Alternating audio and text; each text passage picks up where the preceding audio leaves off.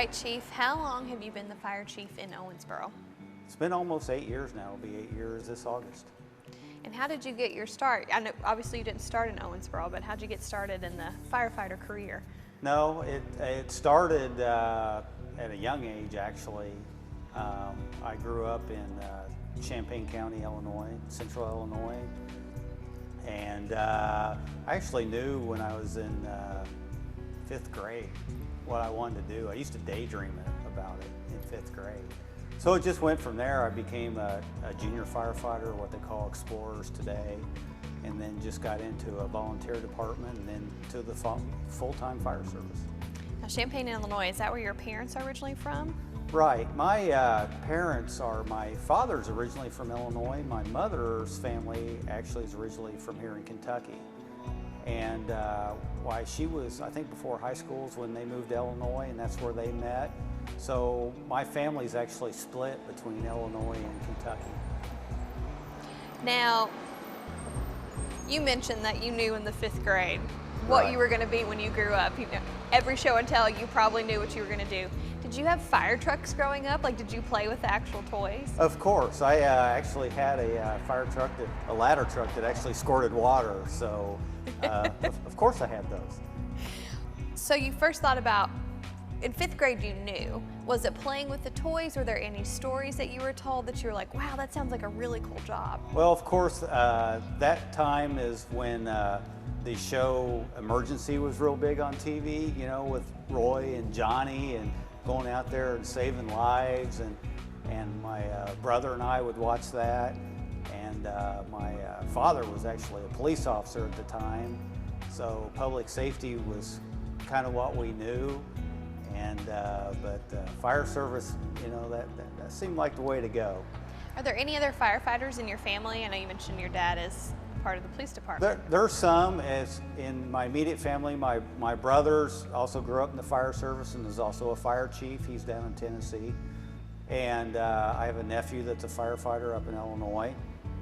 And then if you go back in history, I had a great-grandfather and a great-uncle that were volunteer firefighters back in the day. It's kind of meant to be. So I think so. Now, I know family is really important to you, Chief. Tell us a little bit about your family here in Owensboro. Well, my family, my wife and 2 sons are here in Kentucky with us. My oldest son works in Des Moines, Iowa, in one of the big cities. He's a city boy now, and he's in computer work. And then we have twin boys here in Kentucky. One's here in Owensboro with us, and then the other just recently got a job with PBI Bank down in Glasgow. He also does computer work, and my wife works at a bank here in town. Great. Now, we got to get to the real important issues. Do you have any professional sports teams that you follow? Well, of course. Football is the Green Bay Packers. Baseball is, and hopefully this will help them along a little bit, the St. Louis Cardinals. They haven't had the best start. Yeah, the Cubs recently beat them there a couple times. But, and then professional basketball, I don't watch a whole lot, but I do like the Mavericks here in town, so I kind of watch them. And then, of course, any of the USA international teams, I like following them as well. And I'm going to follow up with a question a little bit later, but I'm going to make you Okay. hold off on that one. Okay. Now, a lot of people, I'm not sure if they realize that firefighters live at the station. Like, you have to have meals here. It's a family. What's your favorite meal that you eat at the fire station? Well, that's kind of interesting. When I was a firefighter on shift, we kind of cooked as a team as opposed to one person cooking or whatever. If I was doing the entree, it usually would have to be some type of pasta, whether it was noodles or spaghetti or something like that. And it's easy, but you know, if you throw some meatballs in there, it's really good. And kind of gives you some carbs for that 2 o'clock in the morning fire that you might have. So I would go with that. I've heard some of the best cooks are located at fire stations. That's got to be true, and there's some really good recipes that come out of fire stations. Y'all should put out a cookbook. There you go. We should do that. There's the next thing. Watch out for the Owensboro Fire Department cookbook. Speaking of books, what was the last book you read? Well, believe it or not, the second edition of Fire Command. It's actually a Fire Command related book. That is, if you don't include the budget, of course, which we just went through. That is a very big book that you had to go through. Yes. Are you currently reading any books? Are you into any TV shows right now? Well, actually, most recently, I came across, my mother died a long time ago, about 22 years ago. And through the transition and my father moving, we kind of lost her family Bible. Well, I recently acquired that again through family and found it. And it's not just a New Testament or an Old Testament put together, but there's also a lot of handwritten pages in it. It's a very thick book. And that's now sitting by my chair at home, and I'm starting to get through it. That's really neat. That's probably a good way to get to know your mother all over again, to see those handwritten notes. It spurred a lot of memories, and especially her handwritten notes and the stories that are in it that go along with the Bible itself. So it's been interesting. Now, obviously, being the chief, Owensboro Fire Department takes up a lot of time. I know it's not 8 to 5 every day by any means, but do you have any hobbies that you like to do outside of the office? Yeah, I learned a long time ago about how important stress release is in our job and balance of life. And actually, several years ago, when I first switched over from a shift job to a staff job, I had an HR manager that helped us out a lot with how important balance of life is.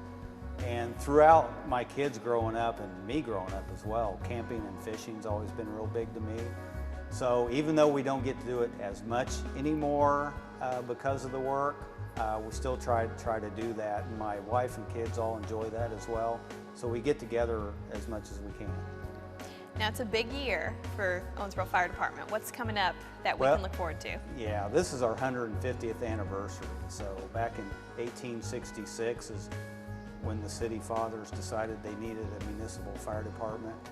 And we've got a lot going on this year, starting with Barbecue Fest. And we'll be out in the community doing a lot of things this year, and we're going to kick off the end of the summer with a big birthday party. The community's going to be invited to at the convention center, so we're really looking forward to this summer.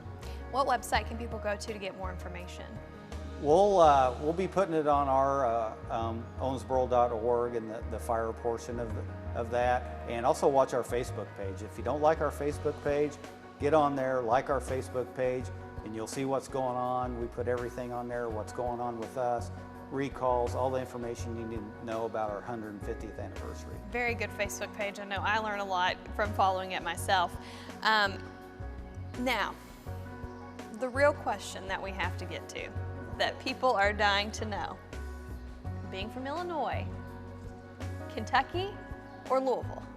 Wow, I may have to plead the Fifth Amendment on that one. Obviously, growing up, we and still do follow the Fighting Illini at the University of Illinois. But we've always, especially my oldest son, has always followed UK, more so probably. And but I'm also kind of a Rick Pitino fan too. So I can go either way on that. That's all right, I'll give you that one. We'll follow up in a few months and I'll ask you how you're still feeling on it. Well, thank you so much, Chief. I know people really enjoy getting to know you and can look forward to seeing you around town at all the special events. All right, thank you very much. Today, we're doing firefighter rescue. Like we've been doing the last 2 days, we've been training our firefighters. They've had initial training on it. We're just refreshing them on how to rescue downed firefighters in different types of structures and different types of situations, because as you know, most situations are not the same that we're going to encounter. So we're giving them different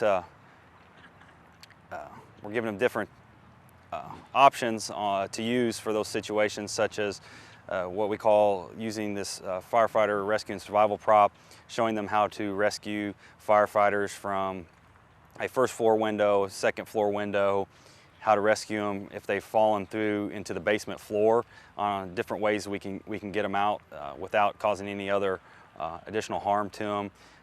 We've been training for the last about 6 to 7 weeks on different tactics, regular fire ground search and rescue, and this is completing some of the series of things we have been doing when we're going to actually put them under live fire conditions. They will actually perform a lot of these different techniques that we're showing them this week. Though in 2 weeks they'll be able to perform those in those conditions. Right now it's not new. Actually, the state of Kentucky requires for their 400-hour career firefighter cert, they require a minimum of 6 hours of training in firefighter rescue. They give most of our firefighters go down to NERPC in Greenville and attend the class, and it gives them the experience in the classroom under just non-live fire conditions and live fire conditions, practicing these techniques. But with any technique, if we don't keep them refreshed on it, they start to lose that knowledge and that skill. So that's why we're repeating this, and we'll be repeating this several times over the next year and in the years to come. One of them is called the Denver drill. It was, most of these techniques were based off of firefighters got into some bad situations and they ended up perishing. So those departments looked at how are we going to get our people out of these situations. So such as the Denver drill, it originally come out using 2 firefighters. There's been several modifications using 3 firefighters, using ladders, using different techniques such as making a window into a door to remove a firefighter from those areas. The other one is the Nance drill that we're doing. It's for rescuing firefighters below grade. There's different techniques using rope, using uncharged hose lines, using charged hose lines to help remove that firefighter from down in the basement or any type of below grade rescue during fire conditions. The most important thing is that all the situations are going to be different, and that they try to keep as many of these skills that we're teaching them fresh in their mind, so they can apply the skill they need for that certain situation, that certain event that they're responding to. Pretty much having a multitude of tools in that toolbox. Everybody know what the Denver drill is? Got the down firefighter inside. Gonna send 2 rescuers in through the window. Go in, basically head first. Get past it. One rescuer's gonna. Good. It's up to Matt. One rescuer's gonna go past the victim. The other rescuer's gonna go in. Be positioned right here at the floor. The rescuer that went past the victim is going to set the victim up in the praying position facing the window. The other guy's going to be with his head basically right here on the other side of the wall. The guy in the back is going to help lift the patient up as the guy in the front puts his feet in his chest, grabs hold of his hands, raises him up out this window. The guys on the outside are going to be grabbing his hands and pulling him in. Understand that? Kevin's done this for, everybody should have done it. Yeah. So we need a victim and 2 initial rescuers.